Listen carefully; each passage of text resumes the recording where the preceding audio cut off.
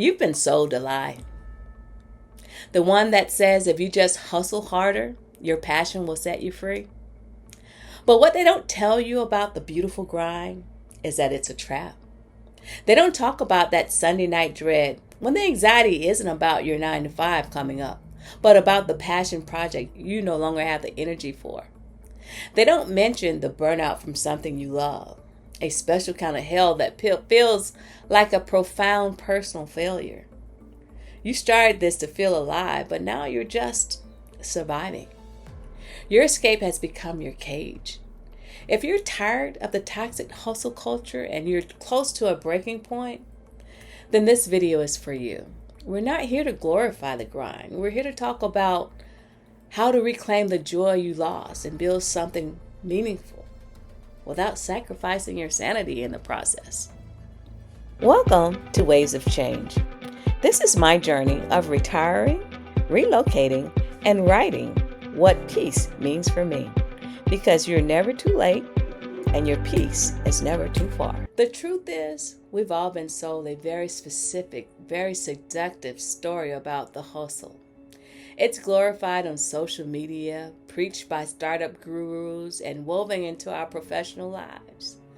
The story goes that to be successful, to be truly passionate, you have to be relentless.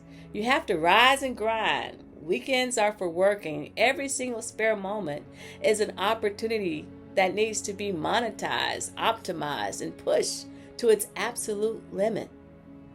It's a message that even leaders in the entrepreneurship space have had to reconsider. For years, David Shands, host of the Social Proof podcast, built a brand around the mantra, "Sleep is for suckers." But he has since shifted his message, emphasizing self-care and intentionality, a public acknowledgement that the 24/7 grind isn't sustainable. We start to see our 9 to 5 not just as a stable foundation, but as a necessary evil to get through before we could start our real work, the passion project, the side hustle, that thing that actually makes us feel alive. So we clock out of our day job, already fried from 8 hours of meetings and emails, and dive straight into our second shift. We're writers, artists, coders, musicians, entrepreneurs. We tell ourselves that this is the beautiful grind, and in a lot of ways it is. There's a deep satisfaction in building something from scratch and pouring your heart into something that's 100% yours. But there's a hidden cost to always being on. The pressure, and most of it is self-imposed, is massive. We're not just creating for the joy of it anymore. We're often creating to prove something, to build a reputation, develop a new skill, or maybe just to engineer an escape from a job that feels empty. This creates this frantic sense of urgency, a feeling that you have to pump out as much work as possible just to justify the time you're putting in. Comparison becomes a thief of joy as we scroll through our feeds and see everyone else who seems to be doing more, achieving more, and building their empires faster. This is where the crack starts to show. The line between work and play, which is already blurry, just dissolves completely. Your passion project, what used to be your escape, starts to feel just like another chore on the to-do list that never ends. The very thing that's supposed to save you from your day job burnout becomes the main source of it. And this is a special kind of exhaustion. Burnout from a job you hate is one thing, but burnout from something you love, wow, that feels like a deep personal failure. It's the moment the beautiful grind starts to feel just like grinding. The emotional toll is staggering. A state of exhaustion sets in, bringing along insomnia, a short temper, and a creeping sense of dread.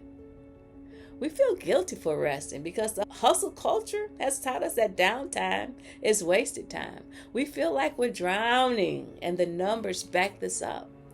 Recent studies paint a pretty stark picture. The 2024 Mentally Healthy Survey, for example, found that 70% of professionals in creative sectors experienced burnout in the past year. Another study from Billion Dollar Boy revealed that over half of creatives, 52%, have suffered from burnout, with a shocking 37% considering leaving their field entirely because of it. The pressure is real, y'all. And it's not just about being tired. It's about losing the connection to the very thing that once gave you a sense of purpose. I remember my friend Donna's breaking point. Oh man. It wasn't some big dramatic collapse. It was quiet. She was at a demanding corporate job, co-worker actually. And in her off hours, she was pouring every last drop of energy into her YouTube cooking channel. She had always loved cooking, and I always loved being a taste tester. But she wanted to share her passion for creating recipes with the world. For about a year, she was running on pure adrenaline and caffeine. Her mantra was, "I'll rest when I'm successful." Does that sound familiar? She celebrated being busy and wore her exhaustion like a badge of honor. She was the perfect soldier for the hustle culture. Her schedule was brutal. She'd wake up at 5 a.m. to test recipes for 2 hours before she'd come in. She'd work through her lunch break, answering comments and planning content. And after work, she'd scarf down a quick meal and get right back into the kitchen for another 4 to 5 hours of filming, editing, and cleaning up that mess that she left in the kitchen. Now, weekends, oh man, Donna did a 16-hour marathon of batch cooking and filming, and her social life had shrunk to just a few text messages. I could barely get her on the phone. Her health was an afterthought. She was living on quick, unhealthy meals and sleeping maybe 4 to 5 hours a night. The first signs of burnout were subtle. She was irritable all the time, and her creative spark was gone. Recipe ideas that used to flow freely now felt forced.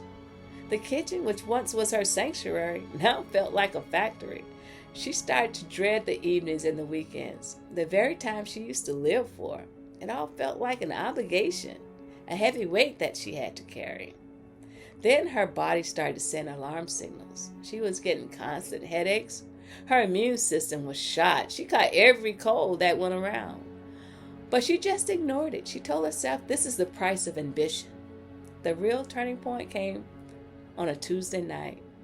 She said she was standing in her kitchen, staring at the perfectly prepped ingredients for a complex dish she was supposed to film. The camera was set up, the lights were on, but she just felt this profound inner emptiness, a complete and total disconnect from what she was doing. The joy was gone. Her passion was gone. All that was left was bone-deep exhaustion and the weight of her own expectations. She hadn't just burned out. She felt that she had betrayed herself. In her race to build her dream, she had destroyed her own well-being and, ironically, killed the very passion she was trying to build on. She had to be honest with herself. Her approach wasn't just unsustainable, it was destructive. The problem wasn't the passion project, and it wasn't the 9 to 5. The problem was her mindset. It was that deeply ingrained belief that her worth was tied to her productivity, and that rest was a sign of weakness. That was the moment she knew something had to change. She couldn't just hustle her way to happiness. She had to find a more sustainable, a more human way to live with her ambition. That burnout was a painful but necessary wake-up call for Donna. When she finally told me what was going on together, we developed a game plan, and our discussion forced her to tear down everything she thought she knew about productivity and success and rebuild from a place of self-care and actual fulfillment. It led to a handful of strategies that completely changed her relationship with her work, her passion, and herself. These aren't quick hacks. They're fundamental shifts in how you see things. The first and most important step for Donna was breaking up with the cult of more. We all know about it. The hustle culture tells us that productivity is all about volume, more hours, more projects, more check marks on the list. But that's a trap, y'all. It leads to what is called manic productivity, where you're always busy but not actually effective. You're just churning out low-impact tasks that makes you feel productive, but don't really move the needle on what really matters. She had to consciously change her definition of a good day. It was no longer about how many hours she worked, but about the quality of her focus and the value of what she accomplished. She started by identifying 1 or 2 most challenging tasks that will make the biggest difference in her work. And she did those first. It's the whole eat the frog idea. Get your most important task done early, and you feel a sense of accomplishment all day instead of having it hang over your head. This also meant getting ruthless about what she didn't do. She started asking, does this task directly serve my core goal? If the answer was no, she delegated, push it to later, or just decide not to do it at all. This isn't about being lazy. It was about being strategic with your most precious resource, your energy. Real productivity isn't about doing everything. It's about doing the right things. She started making more meaningful progress in fewer hours, which freed up something she desperately needed: time to recover. This brings me to the second pillar she adopted. Rest is not a reward, it's a requirement.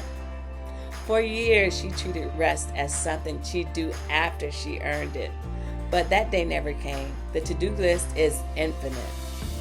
We must remember that health is wealth. The game changer for her was scheduling her downtime with the same seriousness as a client meeting. She actually blocked it out in her calendar. We talked about this for a good minute.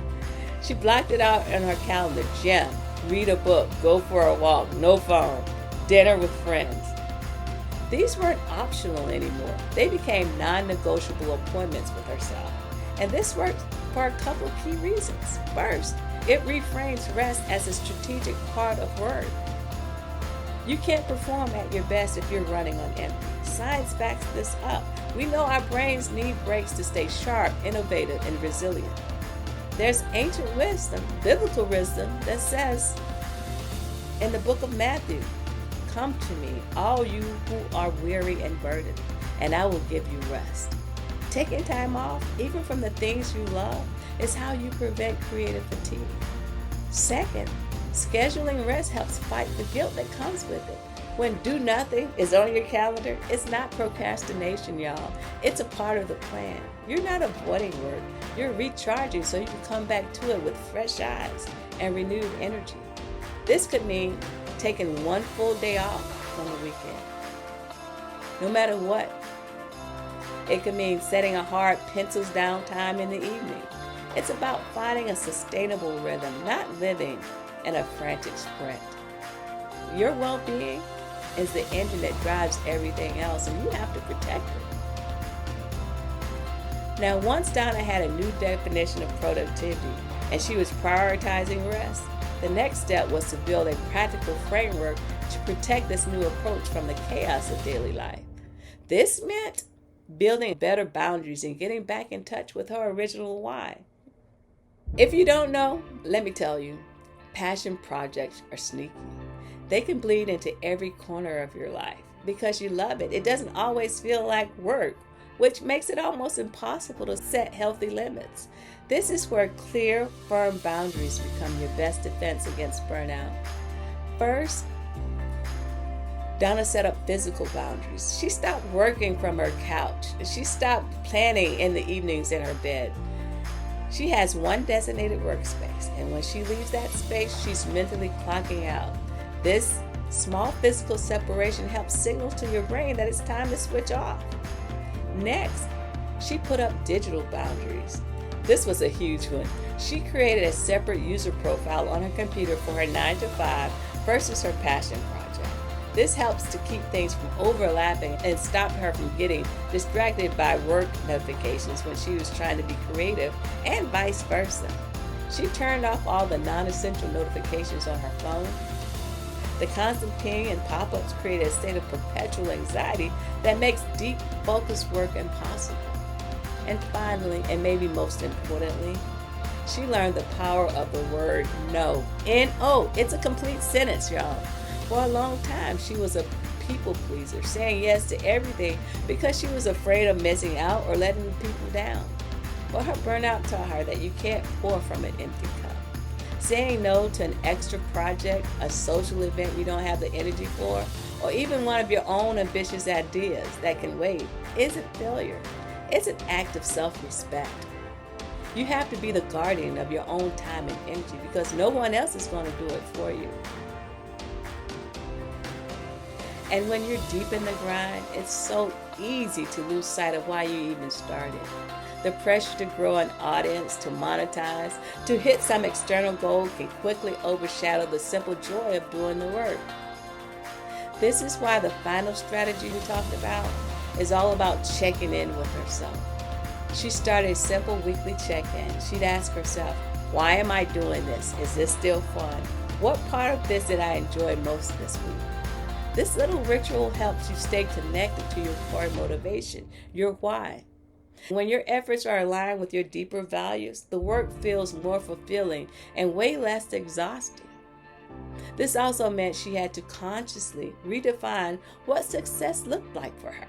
She had to stop obsessing over vanity metrics like subscriber count or follower growth. Instead, she focused on her own personal growth. Did I learn a new skill this week? Did I make something I'm genuinely proud of? Did I connect with someone in a meaningful way through my work? Celebrating small wins become a crucial practice. And I have to be honest, even as a wellness coach, this is something I have consciously forced myself to do. Just the other day, I was feeling frustrated because I hadn't hit my monthly goal that I'd set for myself. I was so focused on this massive target that I completely overlooked the fact that I'd finally figured out a tricky editing technique, and I had gotten a really heartfelt comment from one of my viewers. We want success so badly that we can forget to see the progress right in front of us. I had to literally stop and make myself write those wins down. This practice retrains your brain to find joy in the process, not just the final result. It's a reminder that the journey, with all its ups and downs, is the whole point. When you detach your self-worth from external validation, you reclaim your passion as your own, and it can once again become a source of energy, not a source of stress. The truth is, y'all, there's no such thing as a perfect work-life balance. We try, but there's no such thing, especially when you're juggling a career and a passion project. It's less of a destination and more of a constant dance. The goal isn't to get rid of the grind, but to make it beautiful again, to make it sustainable, joyful, and something that adds to your life instead of taking away from it. It's about shifting from a mindset of relentless hustle to one of intentional productivity. It means understanding that rest is a tool, not a weakness. It means building boundaries that protect your peace and redefining success on your own terms. The Bible says, let us not become weary in doing good, for at the proper time we will reap a harvest if we do not give up. This journey is a marathon, not a sprint, and finding a personal rhythm that works for you is the key to long-term fulfillment. You absolutely can pursue your dreams and pay your bills without sacrificing yourself in the process. This is Donna's story, but I know she's not alone in this. So I want to hear from you. What's your relationship with the hustle? Have you ever felt burned out by your passion project? And what strategies have helped you find your balance and your joy? Share your stories in the comments below, and let's build a space where we could talk openly about the real grind and help each other through it. If you found this video helpful, hit that like button and share it with someone who needs to hear it. Also, I'd really appreciate it if you subscribe to the channel for more conversations about building a life you love without burning out. Hey y'all, I'm Vanessa, and this is Waves of Change. Thanks for being here. And remember, you're never too late, and your peace is never too far. Bye now.